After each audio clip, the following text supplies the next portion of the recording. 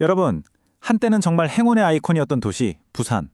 그런데 만약 그 행운이 다 했다면 어떻게 될까요? 오늘은 이 기로에 선 부산의 미래를 바꿀 수도 있는 아주 담대한 전략에 대해 한번 파헤쳐 보려고 합니다. 도시의 운이 다하면 어떻게 될까요? 어떻게 보면 좀 섬뜩하게 들릴 수도 있는 이 질문이 어쩌면 지금 부산이 처한 현실을 가장 정확하게 보여주고 있는지도 모르겠습니다.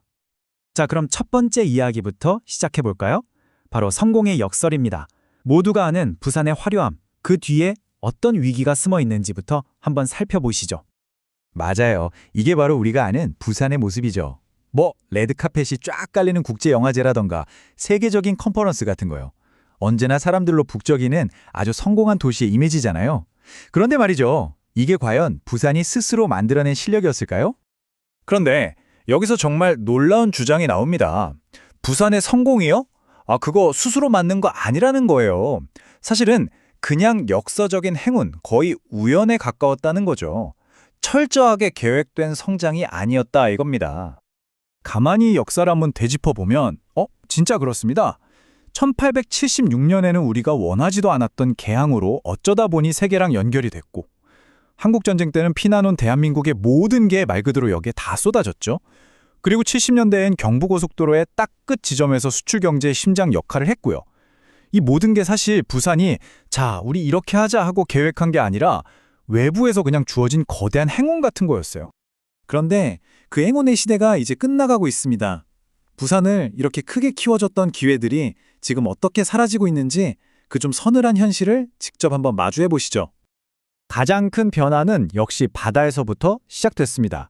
예전에는요, 중국으로 가는 화물들이 일단 부산에 한번 들렀다 가야만 했어요. 그게 바로 부산항의 힘이었거든요. 근데 지금은 어떻죠? 중국에 엄청난 항만들이 생기면서 그 역할을 그냥 다 흡수해버린 거예요.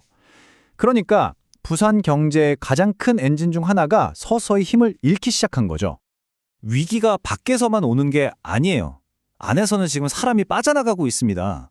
아시겠지만 수도권은 거의 블랙홀처럼 사람을 빨아들이면서 계속 커지고 있는데, 반대로 부산은 정말 소중한 인재들을 계속해서 잃고 있는 상황인 거죠. 이건 도시의 생명력이 꺼져가고 있다는 가장 위험한 신호라고 할 수 있습니다. 설상가상으로 부산은 스스로를 고립시키고 있어요. 예를 들어 신공항 문제처럼 진짜 중요한 사안이 있을 때마다 우리 부산이 먼저 이걸 외치다 보니까 바로 옆에서 훌륭한 파트너가 될 수 있었던 다른 도시들하고 등을 지게 된 겁니다.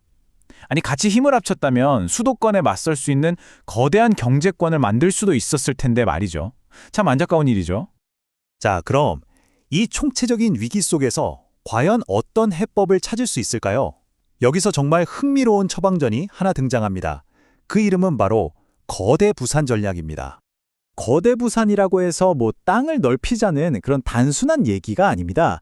그게 아니라 부산이라는 그 생각의 경계 자체를 허물자는 거예요. 지도 위에 그어진 행정구역 선에 갇히지 말고 주변 도시들이랑 다 같이 선을 잡아서 하나의 거대한 생태계를 만들자, 이런 아주 혁신적인 발상인 거죠. 와, 비전은 정말 멋진데 이걸 어떻게 현실로 만들 수 있을까요? 그 방법은 크게 두 가지 전략으로 나뉩니다. 계획은 의외로 간단합니다. 1단계, 먼저 안을 들여다보는 거예요. 이걸 소부산 전략이라고 부르는데, 이걸로 내실을 다지는 거죠. 그리고 2단계, 그렇게 다진 힘을 바탕으로 밖으로 손을 쫙 뻗는 거대 부산 전략을 펼치는 겁니다. 그러니까 안과 박 두 마리 토끼를 다 잡겠다, 이런 거죠. 자, 먼저 소부산 전략. 이건 부산다움이 도대체 뭔지 우리 스스로가 제대로 아는 것에서부터 시작합니다. 다른 도시들은 절대 가질 수 없는 저 거친 바다의 기질, 또 온갖 것들을 다 섞어내는 항구 특유의 개방성 같은 거요. 바로 이 부산만의 DNA를 더 날카롭게 갈고 닦아서 도시의 정체성을 바로 세우는 것, 이게 첫 번째입니다. 그렇게 우리만의 중심이 딱 서면 드디어 밖으로 나아가는 겁니다. 이게 바로 거대 부산 전략의 핵심이죠. 더 이상 울산이나 창원이랑 경쟁하고 싸우는 게 아니라 서로의 장점을 합쳐서 엄청난 시너리를 만들어내는 겁니다. 목표는 단 하나, 수도권에 버금가는 강력한 동남권 경제연합을 만드는 거죠. 그게 과연 가능할까요? 싶으시죠? 그럼 상하이를 한번 보세요. 상하이는 절대 혼자 크지 않았습니다. 항저우나 수조우 같은 주변 도시들이랑 하나로 묶어서 거대한 메가시티를 만들었고, 그래서 지금의 세계적인 도시가 된 거죠. 혼자 고립되어 있는 부산이랑 비교하면 우리가 나아갈 길이 너무나 명확해 보이지 않나요?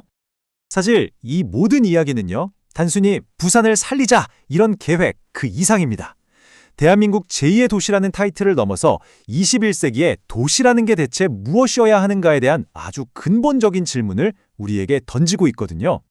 네, 바로 이겁니다. 진짜 핵심은요, 더 이상 서울 다음이라는 그 낡은 목표에 얽매이지 말자는 거예요. 과거의 행운에 기대기만 했던 그런 수동적인 도시가 아니라 주변과 적극적으로 협력하면서 스스로 미래를 만들어 나가는 새로운 도시 모델의 선구자가 되자, 이겁니다. 자료에 나오는 이 한 문장이 거대 부산 전략의 철학을 정말 잘 보여주는 것 같아요. 어쩌면 한 문화의 진정한 힘은 확장에 있는 것이 아니라 흡수하고 통합하는 능력에 있는지도 모른다. 결국 밖으로 뻗어나가는 것보다 주변을 따뜻하게 끌어안는 힘이 진짜 힘이라는 거죠. 이 질문을 여러분께 마지막으로 남겨보고 싶습니다. 오늘 우리가 함께 들여다본 이 부산의 고민은요, 어쩌면 우리 모두의 도시가 곧 마주하게 될 미래일지도 모릅니다. 모든 것이 이렇게 긴밀하게 연결된 세상에서 도시로 존재한다는 건 대체 무엇을 의미할까요? 이 질문의 답을 앞으로 저와 함께 계속 찾아보면 좋겠습니다.